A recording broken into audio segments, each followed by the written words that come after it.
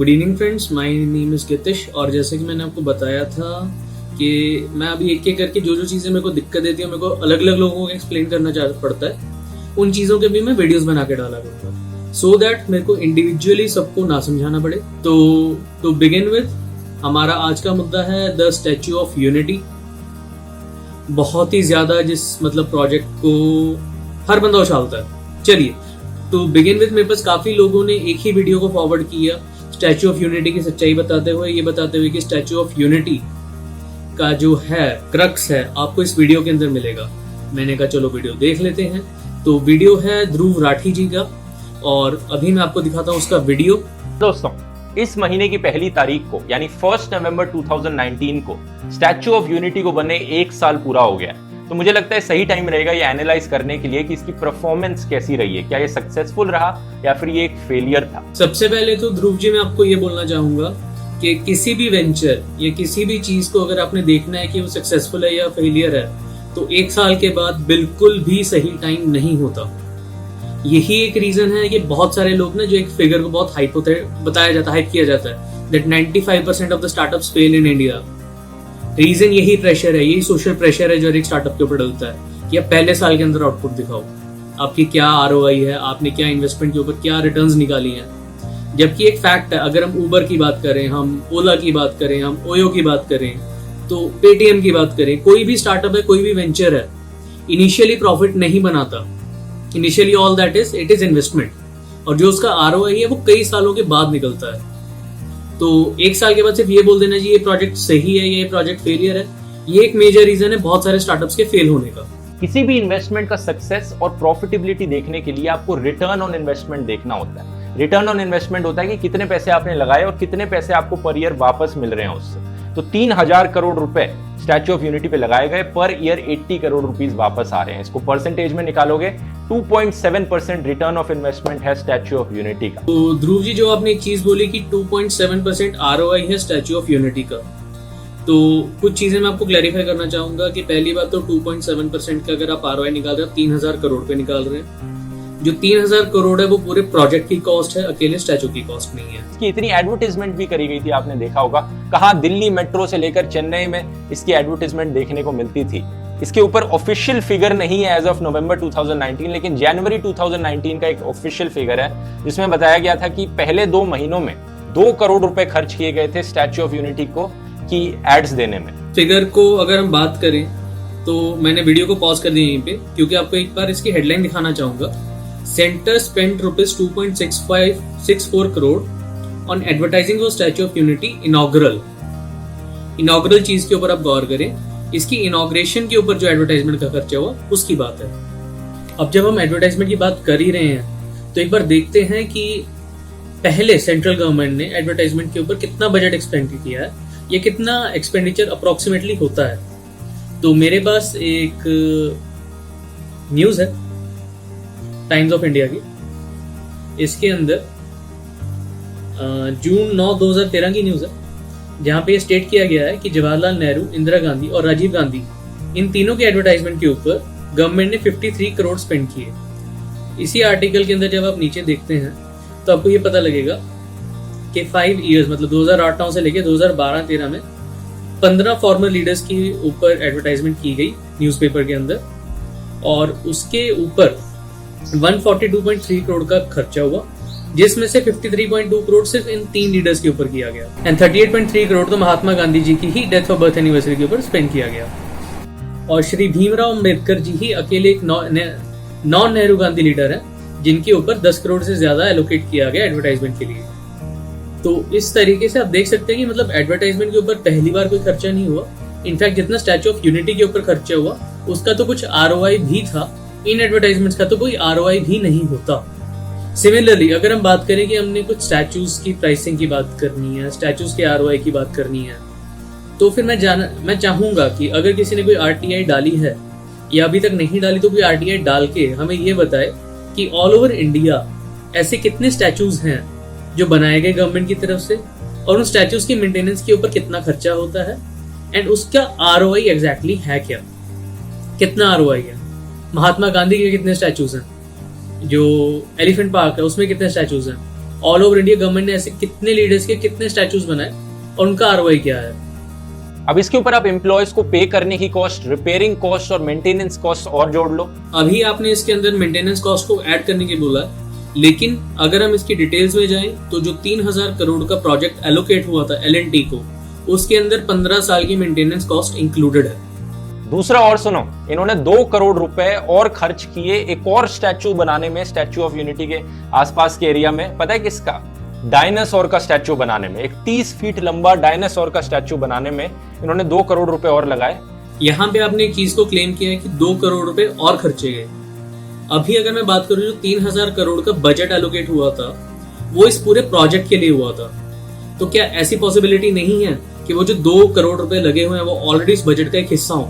कुल मिला के बात यह है कि इस 1 साल के डेटा को देखकर यह प्रूव हो गया है कि ये स्टैच्यू ऑफ यूनिटी कितनी बड़ी पैसे की बर्बादी है। लेकिन सरकार इस बात को कभी एडमिट नहीं करेगी। सरकार में बैठे मिनिस्टर्स, दोस्तों मैं आपको क्या बताऊं, इतनी बड़ी बड़ी फेकू बातें करते हैं, आप भी हैरान हो जाओगे सुन के। ही आप टॉपिक को कंक्लूड करके उस चीज से भटक रहे हैं कि गवर्नमेंट क्या बोल रही है, और इसके बीच में आपने अपने एडवर्टाइजर का प्रमोशन भी करना है, इसलिए आप इन्वेस्टमेंट और आरओआई को और ढंग से बताएंगे।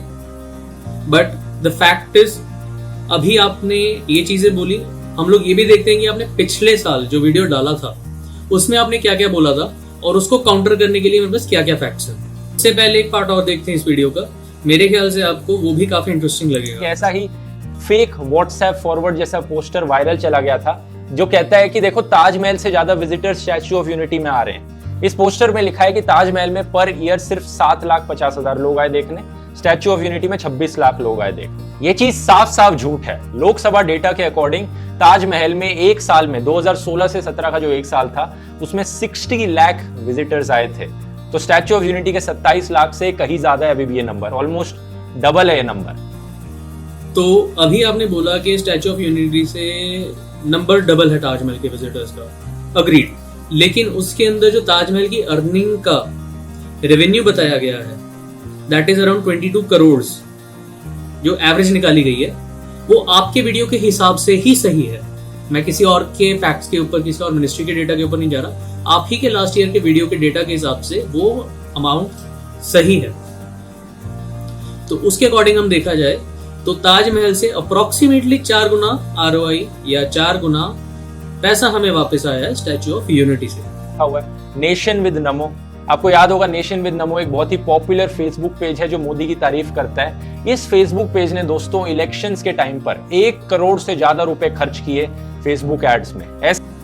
चलिए, पेज ट्रांसपेरेंसी की बात मैं आपसे एग्री करता हूँ। उस पेज ने अपनी प्रमोशन के लिए कितना पैसा लगाया वो एक सेपरेट इशू है। अगर बीजेपी के पेजेस हैं, नेशन विद नमो है, तो कांग्रेस के भी पेजेस हैं, कांग्रेस ने भी हर जगह बजट लगाया है।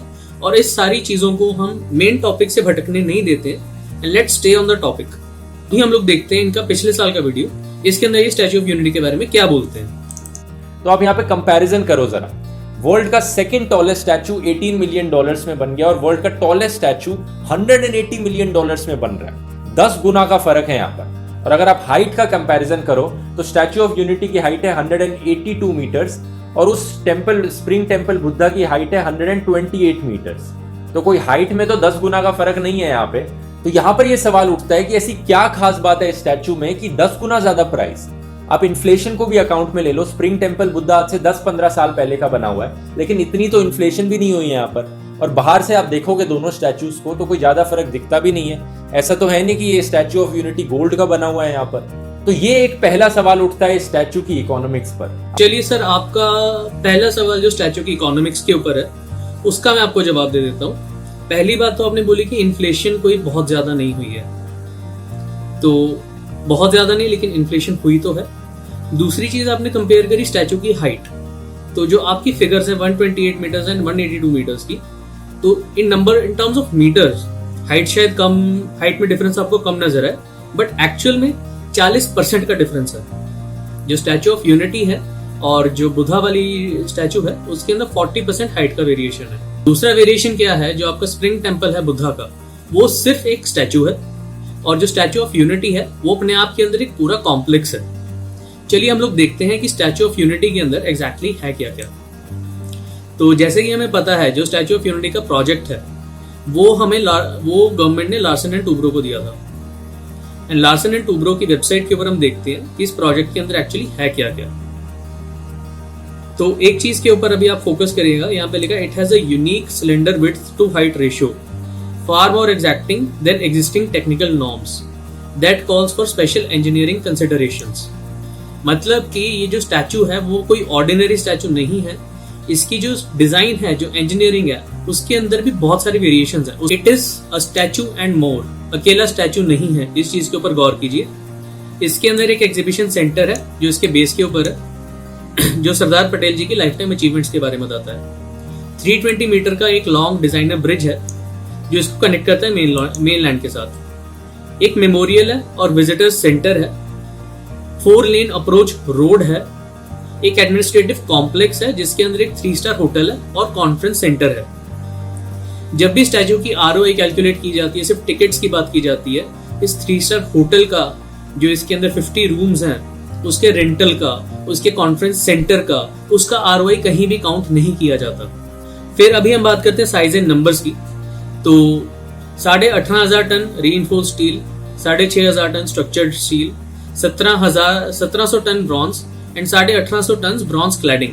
ब्रॉन्ज क्लैडिंग के ऊपर कई लोगों ने विकिपीडिया की एक चीज है, मैंने हाईलाइट करके रखा हुआ है, यहाँ पे एक चीज का मुद्दा उठाया कि जो ब्रॉन्ज के पैनल्स हैं वो चाइना से हमने फैब्रिकेट करवाए थे एंड इंडिया के अंदर इसका काम नहीं हुआ। तो बहुत से लोगों ने ये कहना शुरू कर दिया कि जो स्टैच्यू ऑफ यूनिटी है वो मेड इन चाइना है।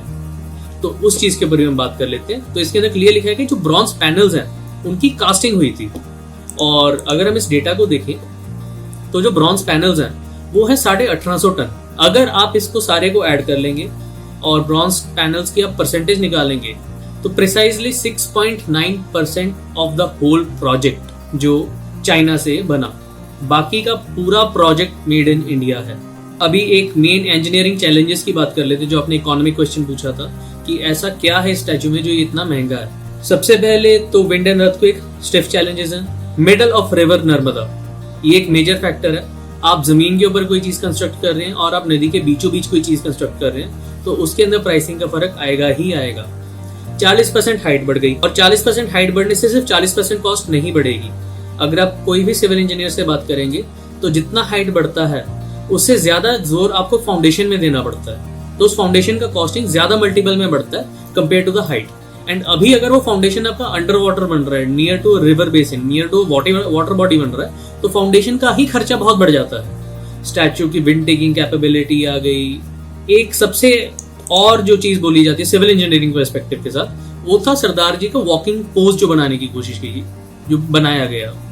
तो इसके अंदर क्या है, जो उनकी लेग्स हैं वो क्लैड हैं, तो जो स्टैचू का बेस है वो ज्यादा सिलेंड्रिकल हो गया, जिसके कारण इंजीनियरिंग के अंदर बहुत दिक्कत आई, क्योंकि बेस कम है, टॉप चौड़ा है, और इस पूरे प्रोसेस के अंदर आपको स्ट्रक्चर बहुत ही ज्यादा सॉलिड चाहिए जो उतना विंड स्पीड को झेल पाए।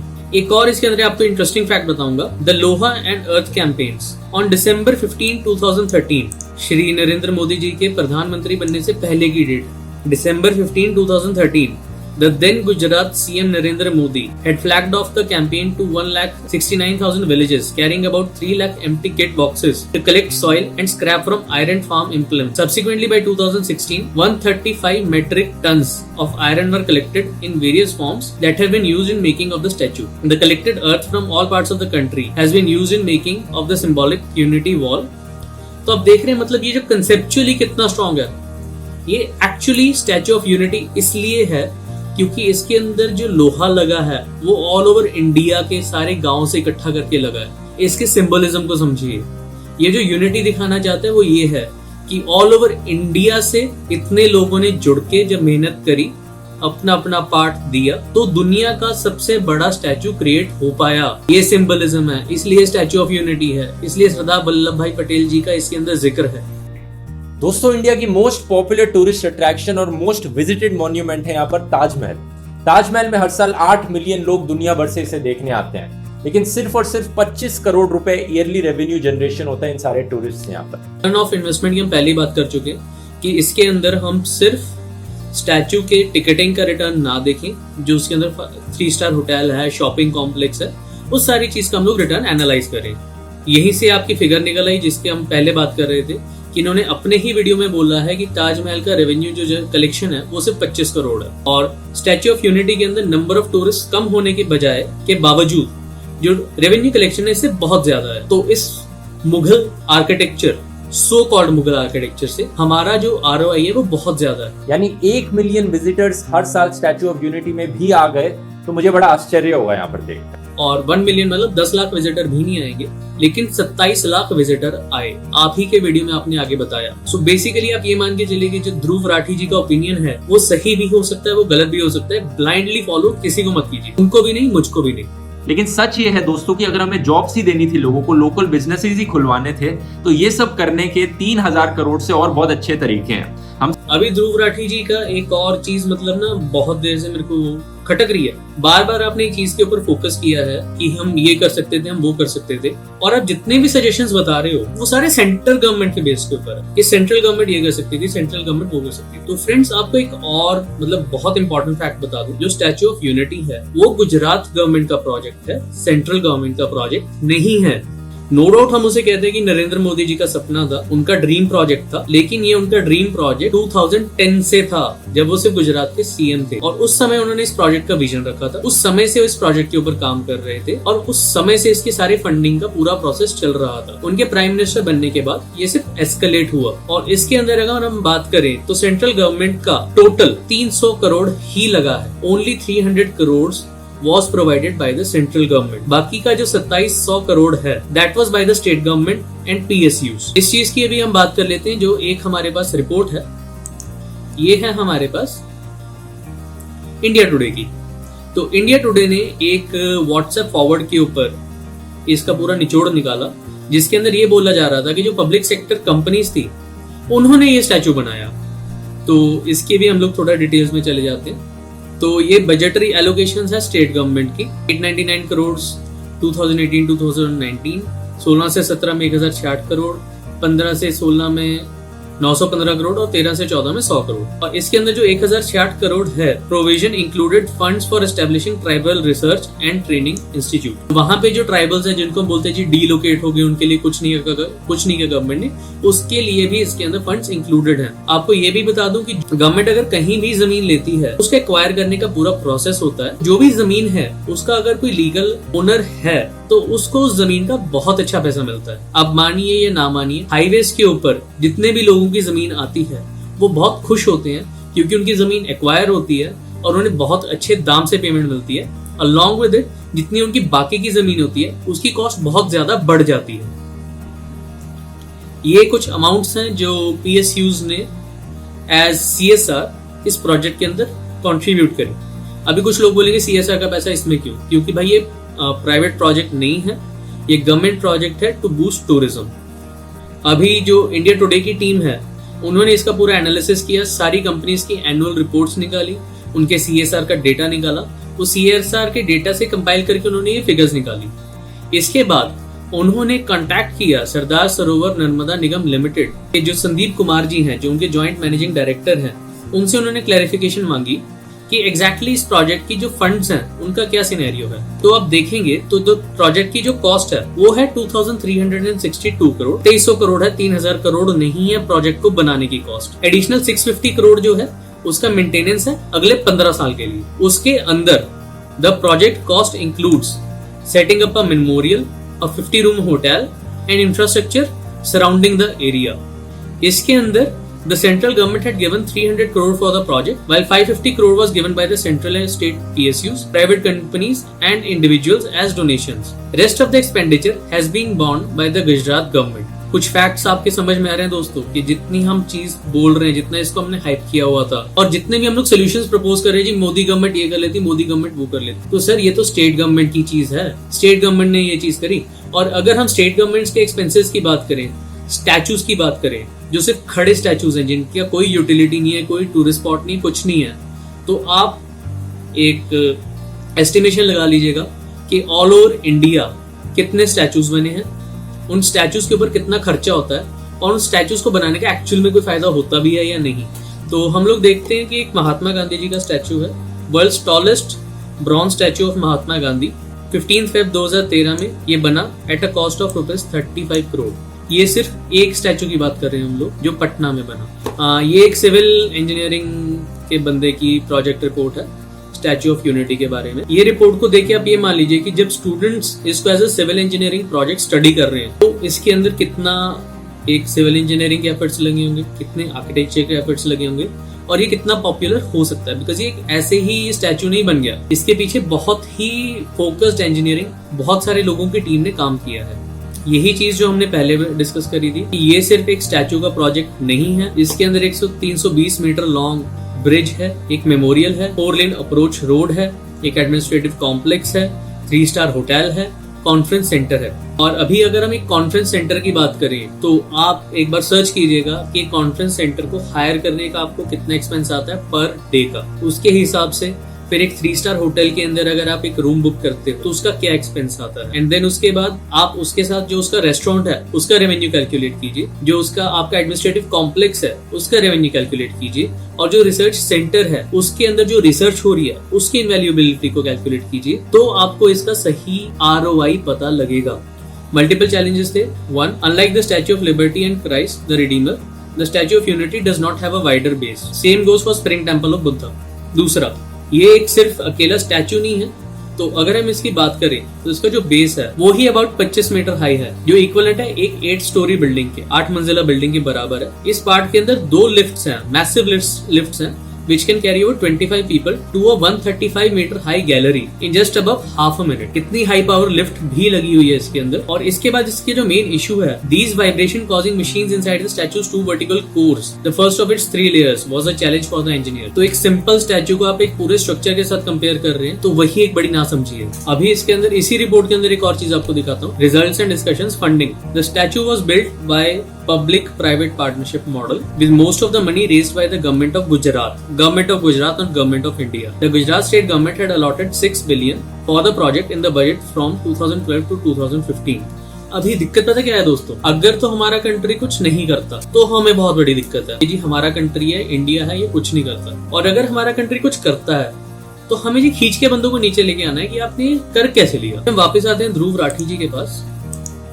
हम स्किल डेवलपमेंट सेंटर्स खुला सकते थे, हमें एक स्टैचू बनाने की जरूरत नहीं थी उसकी। Skill development centres all over India वैसे भी खुले हैं, स्टार्टअप्स के लिए फंडिंग वैसे भी होती है, MSMEs के लिए बहुत ज्यादा फंड्स एलोकेट होते हैं, तो वो 3000 करोड़ को ही वहां पे डाइवर्ट करने की क्यों बात की जाती है। गवर्नमेंट ने अपने एक बजट एलोकेशन निकाला है, सेंट्रल गवर्नमेंट ने, स्टेट गवर्नमेंट ने, तो उन्होंने सारा कुछ अपने आप हिसाब से कैलकुलेट करके डाला है। आप अपना दिमाग क्यों लगा रहे हो? 3000 करोड़ को यहाँ की जगह यहाँ लगा लेते। इस लाइक कि आप अंबानी को एडवाइस कर रहे हो कि भैया आप जियो के अंदर 4G 5G स्पेक्ट्रम के ऊपर इन्वेस्ट ना करो, कोई फायदा नहीं है, आप इससे बेटर इतना पैसे इसमें इन्वेस्ट कर लो, आपको बैंक से इतना रिटर्न आ जाएगा। वो तो अंबानी को पता है ना कि उन्होंने किस समय जियो के ऊपर इन्वेस्टमेंट शुरू की, किस समय उन्होंने ऑप्टिकल फाइबर्स डाली, और उसका बेनिफिट वो आज उठा रहे हैं।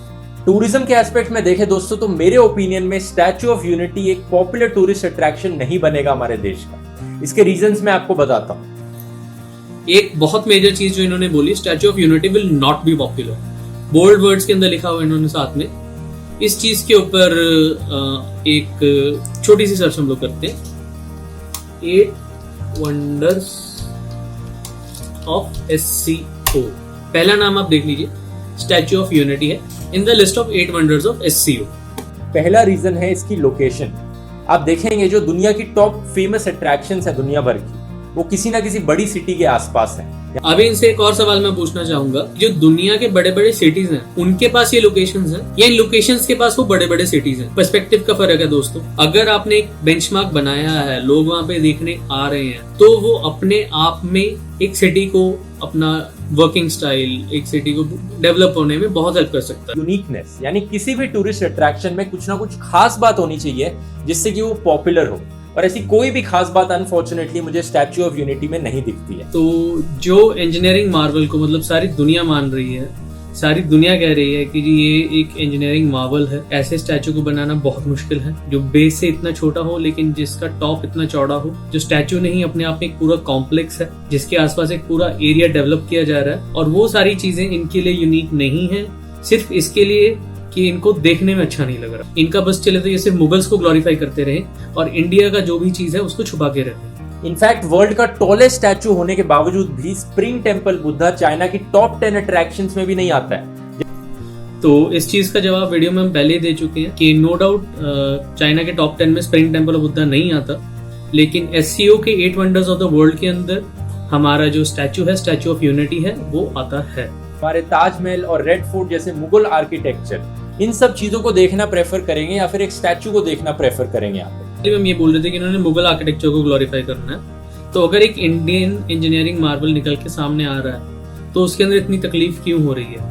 अगर मॉडर्न डे के अंदर कुछ ऐसी चीज बन रही है तो उसमें दिक्कत क्या है? और बाय द वे वो स्टैचू अकेला स्टैचू नहीं है, पूरा का पूरा कॉम्प्लेक्स है। अगर इन मॉन्यूमेंट्स को अपग्रेड किया जाता, बाकी और एंट्री टिकट्स लगाई जाती बाकी मॉन्यूमेंट्स पे, उन्हीं को ही अपग्रेड किया जाता है यहाँ पर, तो हमारे टूरिज्म को एक बहुत बड़ा बढ़ावा मिलता है यहाँ पर और रिटर्न ऑफ इन्वेस्टमेंट भी ज्यादा मिलता है यहाँ पर। तो नो डाउट जो आर्कियोलॉजिकल सर्वे ऑफ इंडिया के अंडर जो बिल्डिंग्स आती हैं उनकी प्रिजर्वेशन भी इंपॉर्टेंट है, उससे भी टूरिज्म बूस्ट होता है। लेकिन जो एक सिग्निफिकेंट एडिशनल टूरिज्म का बूस्ट है वो आपको पुरानी चीज को मेंटेन करके कभी भी नहीं मिलेगा। आप क्या बोलोगे, ये हमने ये किला रिपेयर कर दिया, आप अब आके इसको देखो हमने रिपेयर कर दिया किला। देखने तो उसकी ओरिजिनलिटी आते हैं, तो उसका रिपेयर करना इतना मेजर एक यूएसपी नहीं रहता मार्केटिंग के अंदर, जितना एक ऑल टुगेदर एक नई चीज बनने के लिए आता है। कितनी आयरॉनिक बात है ना दोस्तों, इस स्टैचू का नाम है स्टैचू ऑफ यूनिटी और इसको यहाँ पर बनाने के लिए सिर्फ और सिर्फ डिस्ट्रक्शन हुआ है। आपके हिसाब से सिर्फ और सिर्फ डिस्ट्रक्शन हुआ है, मुझे डेवलपमेंट होती नजर आ रही है। पर्सपेक्टिव का डिफरेंस है। वही विलेजर्स, उन्हीं की जमीनों की वैल्यू इतनी बढ़ जाएगी, उन्हीं को रोजगार मिलेगा, उनको सारी चीजें मिलेंगी। और मेरे हिसाब से इसमें ना जो विलेजर्स है उनकी भी गलती नहीं है। ये जो हमारे पॉलिटिशियंस है ना, उनका यही काम है। उन्होंने उन विलेजेस के अंदर जाना है, विलेजर से बात करनी है, वहां के सरपंचों को समझाना है कि सर ऐसे ऐसे करके आपका नुकसान हो जाएगा। जो पॉजिटिव साइड है उसको छुपा दो, जो नेगेटिव साइड है उसको हाईलाइट कर दो। अल्टीमेटली वो विलेजर्स प्रोटेस्ट भी करेंगे, गवर्नमेंट के अगेंस्ट भी खड़े होंगे। तो ऑल इन ऑल ये सिर्फ वो चीज है कि आप दिखा क्या रहे हो लोगों को कि वहां पे बन क्या रहा है। या तो आप ये दिखा दीजिए कि जी यहाँ पे जमीन एक्वायर होगी और आपको यहाँ से निकाल दिया गया। दूसरी तरफ आप ये दिखा दीजिए कि जमीन एक्वायर हुई, एक स्टैचू बन रहा है, एक टूरिस्ट स्पॉट बन रहा है और यहाँ से आपको कितना रोजगार मिलेगा, आपको कितनी एम्प्लॉयमेंट मिलेगी। वो अलग बात है कि मोदी जी इस राजनीति के खेल को पूरे एक्सट्रीम तक ले गए और इन्होंने डिसाइड किया कि दुनिया का सबसे लंबा स्टैचू यहाँ पर बनाया जाए, कि अगर बाद में कोई पूछे कि मोदी जी ने इन 5 सालों में किया क्या है, तो देखकर कहा जा सके वो देखो दुनिया का सबसे लंबा स्टैचू बनाया इन्होंने। इन शब्दों के बाद सरदार पटेल जी ने आरएसएस को बैन कर दिया था इंडिया से। बाद में सरदार पटेल जी ने आरएसएस को अनबैन इस शर्त पे किया कि आरएसएस कभी भी पॉलिटिक्स में अपनी टांग नहीं अड़ाएगा। एक कल्चरल ऑर्गेनाइजेशन है तो एक कल्चरल ऑर्गेनाइजेशन के तौर पे ही रहे। आयरनी की बात यह है दोस्तों कि अब हमारे प्रधानमंत्री जी जो खुद आरएसएस से आए हुए हैं, अब वो सरदार पटेल जी की मूर्ति को इनॉग्रेट कर रहे हैं। अगर हम इसकी बात करें, इन्होंने एक आयरनी बताई कि मोदी जी खुद आरएसएस से आए हुए हैं और सरदार पटेल जी की मूर्ति को इनॉग्रेट कर रहे हैं, तो इन्होंने अपने ही पॉइंट को खुद ही काउंटर कर दिया कि अगर ये एक पॉलिटिकल प्राइड की बात होती, एक पॉलिटिकल चीज की बात होती, तो सरदार पटेल जी की मूर्ति नहीं बनती और बहुत सारे फ्रीडम फाइटर्स थे। भगत सिंह की बन सकती थी, चंद्रशेखर आजाद की बन सकती थी, बहुत सारे फ्रीडम फाइटर्स की मूर्ति बन सकती थी। लेकिन उन्होंने जो थीम लाइन थी अखंड भारत की, जो चीज वो एक विजन को जिसको वो रिस्पेक्ट करते हैं, उसको प्रमोट करते हैं, इस चीजों को कंसिडर करके उन्होंने ये चीज करी और इनको उसके अंदर भी पॉलिटिकल वेंडता नजर आ रहा है। ऊपर से अगर आपने सरदार पटेल जी के बारे में थोड़ा सा भी डीप में पढ़ा है तो आपको पता होता कि अगर वो आज यहाँ पर होते तो ऐसे स्टैचू को किसी भी हालत में नहीं बनने देते। इतनी ज्यादा टैक्स के पैसों की बर्बादी किसी भी हालत में वो नहीं होने देते। अगर हम इसकी बात करें फिर तो गांधी जी भी अपना कभी कोई पुतला ना बनने देते। फिर तो जितने लीडर्स हैं वो फिर तो पुतला बनाने वाला सिस्टम ही बंद कर दो ना यार। फिर मेमोरियल्स क्यों बना रहे हैं हम लोग? हर एक चीज के पीछे एक रीजन है, एक मैसेज है जो हम दुनिया को कॉन्वे करना चाहते हैं, जो इंडिया को कॉन्वे करना चाहते हैं। उन चीजों को आप अपनी पर्सनल फाइंडिंग्स के साथ ऐसे डिस्टॉर्ट मत करो। ये कैसा ट्रिब्यूट है जो उस इंसान को खुद ही नहीं पसंद आता जिस इंसान को ये ट्रिब्यूट दिया जा रहा है। और ये इन्होंने यहीं पे बैठे बैठे डिसाइड कर लिया, इनकी शायद डायरेक्ट ऊपर बातचीत होगी पटेल साहब से कि जी उनको ये ट्रिब्यूट पसंद नहीं आया और उन्होंने इनको चूज किया, मतलब ध्रुव राठी जी को चूज किया कि वो हमें बताए कि पटेल जी को इनका ये ट्रिब्यूट पसंद नहीं आया। कुछ ऐसे ही सवाल राज्यसभा में भी उठाए गए। डेस्टिनेशन वाइज डेटा जो होता है वो मेंटेन नहीं किया जाता मिनिस्ट्री ऑफ टूरिज्म में। फिर भी जो इन्फॉर्मेशन गुजरात सरकार से मिली उसे टूरिज्म की इंक्रीज सब्सटैंशियली हुई है और जो उसकी डिटेल्स है वो हमें आगे दी गई हैं। तो इन्फॉर्मेशन और रेवेन्यू, जो रेवेन्यू रिसीव होता है टूरिज्म से, वो भी सेंट्रली मेंटेन नहीं किया जाता मिनिस्ट्री ऑफ टूरिज्म के पास। लेकिन फिर भी जो गुजरात गवर्नमेंट से इन्फॉर्मेशन आई है उसके मुताबिक स्टैच्यू ऑफ यूनिटी के पास सिर्फ टिकट्स बेचने पे, जिसके अंदर पार्किंग फीस इंक्लूड हो जाती है, नवंबर 2018 से फरवरी 2020 तक 116.31 करोड़ जनरेट हो गया था, जिसके साथ एम्प्लॉयमेंट जनरेट करने की एक्सपेक्टेशन है। फिर उसके बाद वो बताते हैं कि जो गुजरात की स्टेट गवर्नमेंट के हिसाब से वहां पे काफी चीजें बनाएगी जिनके साथ टूरिज्म इंप्रूव हुआ।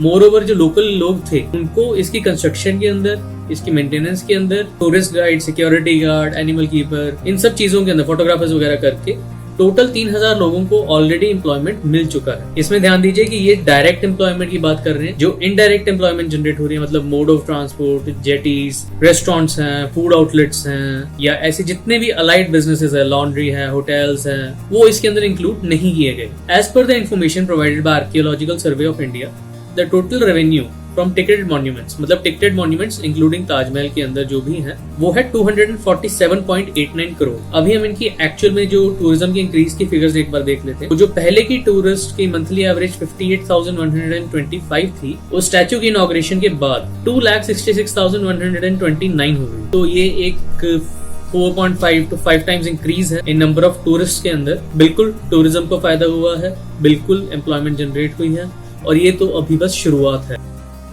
तो अपने आप में अगर आप बोलते हो कि टूरिज्म इंक्रीज नहीं होगा, रेवेन्यू इंक्रीज नहीं होगा, तो ये सारे जो आपके पॉइंट्स है वो इल रिसर्च्ड हैं, या बोलो एक ना जिसको बोलते हैं आपको एक डब्बे में रहने की आदत है और आपको out of the box reforms समझ में नहीं आ रहे। तो ध्रुव राठी जी, आई डोंट नो आपके पास ये वीडियो पहुंचेगा कि नहीं पहुंचेगा, लेकिन अगर आपके पास ये वीडियो पहुंचता है तो बहुत सारे लोग आपको फॉलो करते हैं, बहुत सारे लोग आपके एनालिसिस को फाइनल वर्डिक्ट मान के चलते हैं। प्लीज आप अपने एनालिसिस को ध्यान से कीजिए, कुछ फैक्टर्स को ध्यान में रखिए, और अगर आप ओपिनियन बताते हैं तो ओपिनियन दीजिए, स्टेटमेंट ना दीजिए। क्योंकि स्टेटमेंट देने को तो मैं भी ये बोल सकता हूँ कि जी आप कांग्रेस के सपोर्टर हैं और ये सारा चीज करने के लिए आपको कांग्रेस ने पैसा खिलाया होगा 100%, क्योंकि आप नेशन विद नमो को चैलेंज कर रहे हो, आप इंडियन गवर्नमेंट को चैलेंज कर रहे हो। पर नहीं, आपने अपने हिसाब से जो फैक्ट्स आपको वैलिड रखे वो अपने आगे रखे, और जो फैक्ट्स मेरे को वैलिड रखते हैं मैंने आपके आगे रखे। अभी इसके अंदर बहुत सारे लोग मेरे को भक्त कहेंगे, प्लीज आप कमेंट भी कीजिए, आई लव टू सी कि कितने लोग मेरे को भक्त कहते हैं कि जी मैं बीजेपी का भक्त हूँ, मैं मोदी जी का भक्त हूँ। ये चीज मैं अभी सुनना चाहूंगा और इसके बारे में भी मैं आपको जवाब दूंगा बहुत जल्द। तब तक के लिए वीडियो को देखने के लिए धन्यवाद। इस वीडियो को उन लोगों के साथ जरूर शेयर करें जो बार बार ये बोलते हैं जी Statue of Unity was a wastage of money.